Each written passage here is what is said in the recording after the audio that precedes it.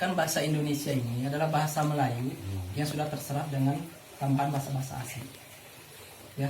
Jadi bahasa Indonesia itu kan bahasa Melayu awalnya. Dan bahasa Melayu yang ditambah dengan serapan bahasa-bahasa asing. Kalau saya belajar bahasa Indonesia ya. Apa itu berkah? Berkah ini dari kata barokah kan. Barokah itu diserap dari mana? Dari bahasa Arab. Artinya apa? Berkah itu kan sesuatu yang apa? Ada kenikmatan di dalamnya. Yazidu Iya. khair, bertambahnya kebaikan. Bertambahnya kebaikan itu berkah. Gitu. Maka dalam Islam itu kan yang disebut dengan barokah itu apa? Halal dan thayyib. Ya.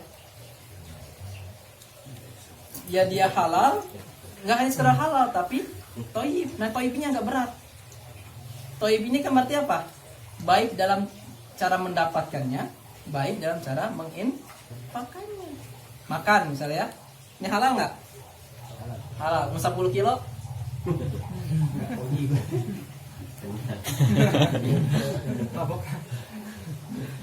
Jadi itu berkah itu bertambah kebaikan dalam setiap ini. Maka cara mendapatkan berkah itu harus dua, Pak. Dia harus halal dan harus thayyib. Barangnya halal tapi sebenarnya harus thayyib juga, mendapatkannya thayyib. Ini mendapatkan cara mencuri nggak thayyib.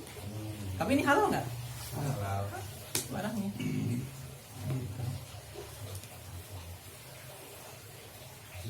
Jelas baik. Jelas. Ada banyak tapi malu-malu Pak. kasihan gitu ya. Itu jualan Ya. Jualan apa kan? GoFood gitu kan takutnya gitu itu riba apa gimana sih Mas? Kang di ini ya, di Gojek ya? GoFood ya? Gojek sama GoFood. Kalau dari segi penjual sebenarnya sih menurut saya nggak ada masalah. Yang masalah itu di pembeli. Jadi hukum GoFood itu gini. Hukum GoFood itu ada dua, ya. Ini beda dalam cara pandang melihat kalau misalnya gini, kalau kita pakainya GoPay-nya ya. Nah, GoPay ini mau kita anggap sebagai apa? Satu dia core. Core itu apa? Hutang. Jadi kita ngutang gitu ya. Yang kedua itu adalah GoPay itu source pertukaran. Gitu. Jadi ini beda hukum nanti munculnya. Kenapa ada yang mengharamkan, ada yang membolehkan. Gitu. Tinggal diambil kesimpulannya yang mana. Gitu. Lalu yang berikutnya itu GoPay ini seperti tabungan. Titipan dana kita. Gitu. Nanti kalau titipan itu wadiah. Gitu. Ya. Ya deposit ya kan ya. Ya deposit itu mirip source. Source itu pertukaran kan. Pertukaran antara mata uang dengan mata uang digital. Sebenarnya GoFood itu nggak masalah, asalkan apa? Nggak ada diskon. Nah diskon ini yang jadi masalah, benar nggak? Iya, voucher diskon ini jadi masalah. Masalahnya bukan buat untuk yang penjual, yang pembeli yang jadi masalah. Kita hutang, ya, tapi ada potongan. Nah itu yang nggak boleh. Kalau dia hutang, lalu kita bayar secara sempurna ya, gitu. Ada hutang, lalu kita bayar ongkos kirimnya, atau yang kedua apa? Ini kan ada dua akad ya. Satu kita akan belinya secara hutang ya. Itu namanya qard. Qard itu hutang. Yang kedua ada jasa antar. Gitu. Misalnya kalau kita ini yang qard dulu ya. Qard ini kalau dia tidak ada embel apapun nggak masalah sebenarnya. Boleh nggak kita berhutang? Boleh. Gitu. Qard ini. Cuman yang jadi masalah yang perdebatan di para ulama ini pun masih ikhtilaf. Apakah voucher diskon itu ya itu riba atau bukan? Katanya ngeliat pembohongan gitu. Wah. Itu buat itu nggak ada masalah gitu Ya. pedagang. Buat pedagang nggak ada masalah, yang masalah pembeli sebenarnya. Nah, yang maka yang paling aman menurut saya gitu ke apa? Ke drivernya bagi pembeli ini ya. Bayar dulu ininya apa? Jadi ini berapa tagihannya sebelum dibayar, transfer dulu ke dia. Artinya kita nggak hutang kan, kita jual beli. Nah tinggal bayar nanti di sininya apa? Ongkos kirimnya aja. Atau bayar semuanya sama ongkos kirimnya. Aman. Gitu. Karena kalau menggabungkan dua akad ada beberapa ulama juga tidak membolehkan. Termasuk saya mengambil pendapat yang tidak membolehkan dua akad dalam satu transaksi. Tapi ada yang membolehkan, ada sebagian. Ada beberapa mazhab.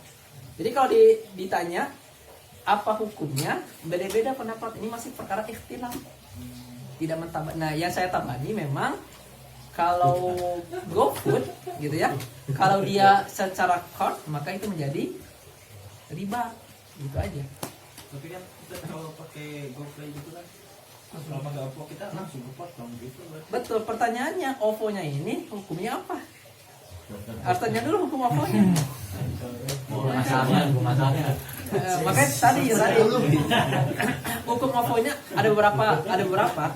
Ada yang mengatakan OVO ini soft, biasa aja. Ada yang mengatakan OVO ini seperti kita menabung di bank, gitu kan? Ada yang mengatakan bahwa OVO ini adalah hutang. Hutang ada diskon berarti hutang ada tambahan kan? Berarti hukumnya haramnya. Tinggal mau ambil yang pendapat yang mana? Gitu. Tapi bukannya GoPay itu kita udah transfer dulu ke deposit dulu ke Iya betul. Yang pertanyaannya transfer ini sebagai apa dulu? Dia soft pertukaran mata uang, dia sebagai tabungan kita, atau dia sebagai hutang yang OVO ke kita? Kalau dia punya hutang ke kita, tiba-tiba dikasih diskon, haram nggak? Haram. So, pertanyaannya itu. Iya, pertanyaannya sekarang OVO-nya dulu, misal OVO atau GoPay-nya, apa hukumnya? Berarti kalau saya pun naik Gojek juga ada pakai diskon gitu. Iya.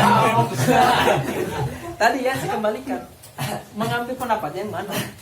Gitu. Kalau saya memang jarang pakai yang kayak gituan, saya tunai terus, menghindari yang subhat, misalnya ya. Gitu. Menghindari yang subhat. Akan sebutan kiri. Menghindari subhat, gitu ya. Nah ini pentingnya belajar hukum syara. Jadi ternyata dari satu transaksi itu ulama memandang berapa pendapat. Ini juga bingung. Ya. Gitu. Kalau penjual sih nggak terlalu masalah ya, driver itu ya. Gitu. Kalau driver yang GoFood kayak gitu, yang masalah di kita pembeli. Sebagainya. Iya. Tapi susahnya sekarang kelas untuk modern kan, jual beli serba online bisa. Apa? Iya. Nah kalau misalnya untuk pembelian online kayak di Bukalapak atau Tokopedia itu ada fitur cicilan tuh. Cicilan bunganya 0%. Nah 0% itu tuh apakah benar-benar 0% atau sebenarnya udah di margin up lagi gitu. Nah itu di situ apakah termasuk riba atau bukan gitu? Saya nggak tahu sistem cicilan 0% itu kayak gimana di sana. Saya belum tahu dalam-dalamnya kayak gimana. Karena gini, menghukumi segala sesuatu tuh nggak bisa gebiah-uyah. Harus tahu dulu faktanya. Faktanya itu baru dihukumi dengan hukum syara. Gitu.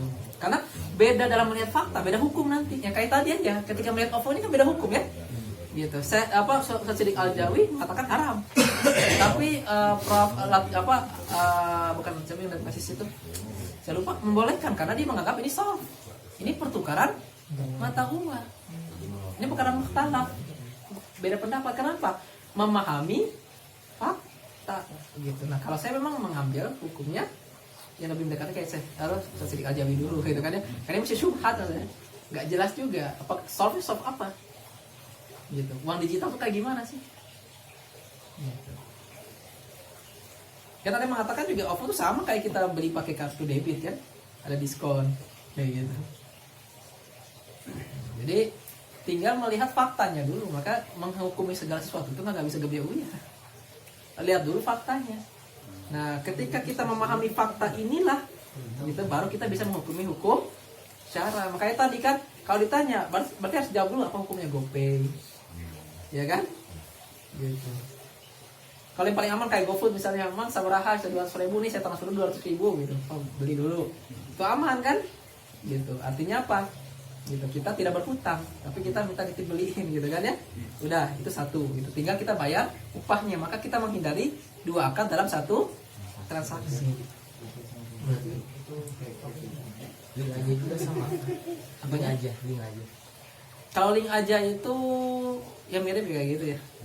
Saya nggak tahu fakta link aja itu, kalau saya nggak salah itu kan punyanya ini apa? Telkomsel ya. Iya. Kayak gitu. Kalau dalam istilah digital marketing sih itu namanya bakar uang ya, menarik orang untuk menggunakan alat pembayarannya kan, gitu. Gimana? Ya itu cara diskon. Maka ada yang mengatakan ini mah biasa, ini ada teknik marketing. Sama kalau misalnya kita jualan baju, di diskon 50% atau jualan makanan kan awalnya diskon dulu 50%, nanti berikutnya normal lagi. Untuk apa? Menarik pembeli. Cuman masalahnya ini bentuknya bukan barang tapi adalah uang, sedangkan uang ini barang riba. Nah itu bedanya. Ya kan uang itu kan nisbatnya ke emas dan perak ya. Nah kan ada 6 tapi sih barang riba. 6 ya, ada 6 barang riba. Berarti beli garam, ngutang riba itu. Garam itu barang riba. Jadi kalau beli garam itu harus tunai. Iya, kalau nyuruh anak beli garam anjuk itu riba. Hati-hati, karena ada 6 barang riba itu gandum, anggur ya, gitu, emas, perak, gitu. Hati-hati. Maka cicilan emas itu jadi riba karena emas itu adalah barang riba. Jadi kalau barang riba itu harus satu majelis akad harus tunai. Kurma juga kayaknya. Apa? Kurma iya.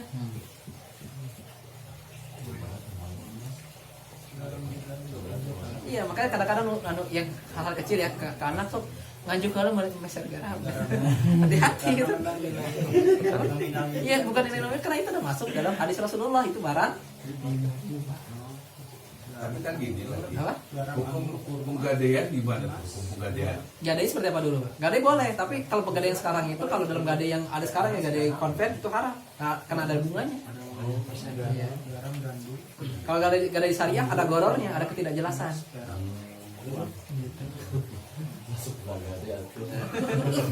Kalau hukum gadai boleh Rasulullah aja menggadaikan baju besi ini ke orang Yahudi. Gitu. Tapi kan yang haram itu apa? Kalau gadai sistem sekarang gadai itu ada bunganya kan? Coba sob. Siapa yang pernah ke pegadaian?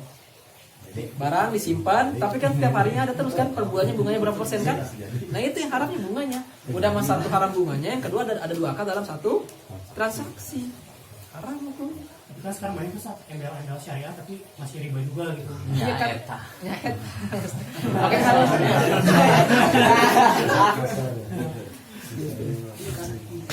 Ya itu pentingnya kita kan, walaupun gini juga kita nggak bisa gebir ya. Walaupun dalam ada beberapa hal yang itu adalah mukhtalaf gitu ya. Jangan sampai juga tiba-tiba kita menyesatkan gara-gara perkara ini. Karena ada beberapa perkara juga yang memang ini ada perdebatan nih para ulama kan. Misal perbankan, apakah semua produk perbankan haram? Tidak. Ya enggak juga. Gitu. Harus lihat ini, kalau misalnya produk tabungan, kalau konven udah pasti haram. Kenapa? Konven itu ada bunganya. Kecuali kita bisa menghapus bunganya, kita hanya biaya admin, boleh, bisa. Artinya produk tabungan ini, produk simpanan itu boleh. Karena Rasulullah dulu, gitu ya, ketika beliau mau hijrah itu kan salah satu titipan ke Ali itu apa? Harta ini serahkan ke si Anu, harta ini serahkan ke si Anu. Rasulullah dulu tempat titipan kayak bank. Karena saking amanahnya Rasulullah itu. Artinya menitip boleh nggak? Boleh. Iya nggak boleh itu apa? Titipan ditambahi dengan bunga.